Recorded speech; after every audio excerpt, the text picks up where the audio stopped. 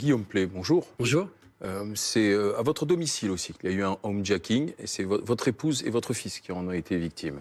Oui, exactement. En 2021. En 2021, exactement, le 8 juillet, donc il y a bientôt 2 ans, on a eu cette malchance. Moi, j'étais pas au domicile. Et justement, j'avais annoncé sur mes réseaux que j'allais partir au Festival de Cannes, justement, le lendemain matin. Et ils ont attendu que je parte. Ils avaient fait, je crois, à peu près 3 mois de repérage. Entre les moments où ils venaient avec des camionnettes pour repérer vraiment les entrées, sorties de ma nounou, de ma femme, mes horaires, ses horaires, etc.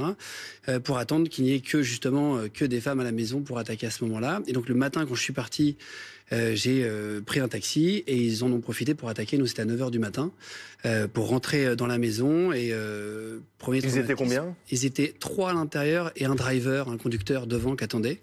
Et en fait, personne n'a rien vu dans la rue. Dans une petite ruelle, personne n'a rien vu. Ma femme s'est retournée à un moment donné en entendant un bruit, mais tout petit. Elle a vu 3 mecs cagoulés, 1m95, avec des armes à feu et qui lui disent chute, qui la prennent par le bras et qui se dirigent vers mon fils, qui lui mettent un pistolet sur la tête, 7 mois. Oui, c'est un bébé, oui. C'est un bébé. En même temps, c'est quelque part, c'est quelque chose dont on ne se remet jamais. Ma femme, c'est vraiment ça, c'est cette image qui lui reste en tête parce que je n'ai jamais raconté, mais je pensais que c'est important et je pense très fort à Bruno, à sa famille, à ses enfants, parce que c'est vraiment quelque chose de difficile. J'ai envoyé un message dont on met des années à se remettre. Je vois ma femme, ça fait donc après cet événement-là, ça fait maintenant quasiment 2 ans. Elle s'en est pas vraiment remise aujourd'hui. Et pour vous expliquer le modus operandi, qui est vraiment que l'on a vécu nous, ils rentrent dans la maison, ils attrapent le bras de ma femme, ils la tirent. Alors ils ne la frappent pas, mais ils la jettent dans l'escalier, ils la tirent par les cheveux, ils font semblant d'exécuter avec un revolver, vous savez, avec le chien du revolver à genoux, pour ouvrir un petit coffre dont elle n'avait pas le code, ni moi d'ailleurs, c'est un vieux coffre qu'on avait acheté avec la maison qui était dedans, il n'y avait rien dedans. Ils cherchaient des montres, ils cherchaient des choses qu'on avait pu mettre sur les réseaux sociaux. Donc il faut faire très très attention. On affiche. À ce qu'on affiche, parfois même un arbre, ils peuvent reconnaître un arbre dans le jardin, un énorme arbre, quand ils savent la ville, ils peuvent regarder sur Google Maps. Aujourd'hui, c'est vraiment beaucoup plus développé qu'avant. Il y a plein de manières de retrouver avec les plaques d'immatriculation des voisins, etc. C'est beaucoup plus facile qu'autrefois. Et moi, c'est avec un tout petit bout de montre. J'avais une montre que je m'étais achetée pour offrir à mon fils plus tard, parce que j'avais pas pu avoir de mon grand-père. J'ai voulu faire pareil.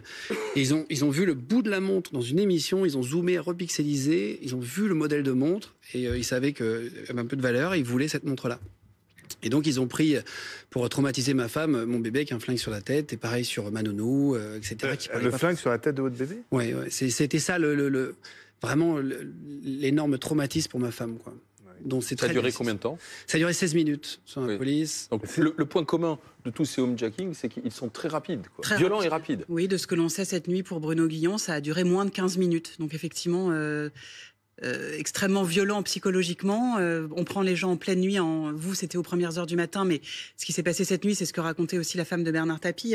Les gens sont en pleine sidération, en train de dormir, donc tout d'un coup, on les réveille brutalement, on les entrave et on ne leur laisse pas le choix, et tout ça dans un temps vraiment très très rapide. Alors, c'est à la fois très court, à la fois très long, c'est 15 minutes de silence. C'est ce qu'a dit mon avocat lors du procès. Il disait, on va faire maintenant 15 minutes de silence, que vous compreniez la longueur du temps quand on est avec des hommes armés chez soi, cagoulés. Vous dites procès parce qu'on a retrouvé les agresseurs et ils ont été jugés et condamnés. Exactement, la police de Nanterre a fait un travail exceptionnel. Pendant 3 mois et demi, ils sont allés à la recherche de ces gars-là, ils les ont retrouvés, ils sont aujourd'hui incarcérés. Il y a eu le procès première instance qui est passé à Nanterre il y a quelques semaines. Ils ont été condamnés de 5 ans pour le driver à 10 ans ferme. 10 ans ferme. C'est une condamnation lourde. Ils ont fait appel, donc on aura le 18 octobre prochain à Versailles cette fois. Donc vous allez revivre en fait, et votre femme va revivre cela. C'est un deuxième traumatisme, un procès en vrai, parce qu'on passe 48 heures, que ce soit aux assises ou en correctionnel, face à ces 4 gars-là qui vous regardent dans les yeux. Et pendant il n'y a pas de remords, pas d'excuses, rien? Non, parce que nous, ils nous ont dit que c'était pas eux qui avaient fait le braquage. Ils n'ont jamais reconnu les faits? Non. Ils n'ont jamais reconnu. Toujours pas. On aurait préféré qu'il y ait au moins un mot d'excuse. Ça aurait fait du bien à ma femme, à ma nono. Et votre femme, comment elle s'en est sortie? Elle a été voir quelqu'un, elle s'est fait aider? Elle a fait 1 an et demi de rendez-vous avec le psychologue. Elle était en ce qu'on appelle en post-trauma avancé, donc aigu. Donc c'est-à-dire que la nuit, elle se levait plusieurs fois, elle se réveillait en sueur plusieurs fois par jour. Dès qu'elle entendait un bruit? Une mouche qui vole, elle a l'impression que c'est encore ces 4 gars-là qui reviennent. Et voilà. Encore aujourd'hui, 2 ans après, donc là, on a calmé les séances chez le psychologue, mais ça a été très très difficile. Donc ça dure 16 minutes.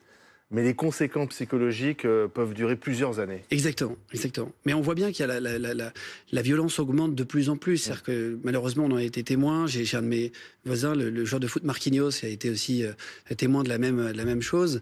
On voit bien qu'il y a même, dès qu'on reçoit, nous, sur notre média, le moindre homme politique, on reçoit des menaces. On sent que c'est beaucoup plus tendu qu'avant, le climat.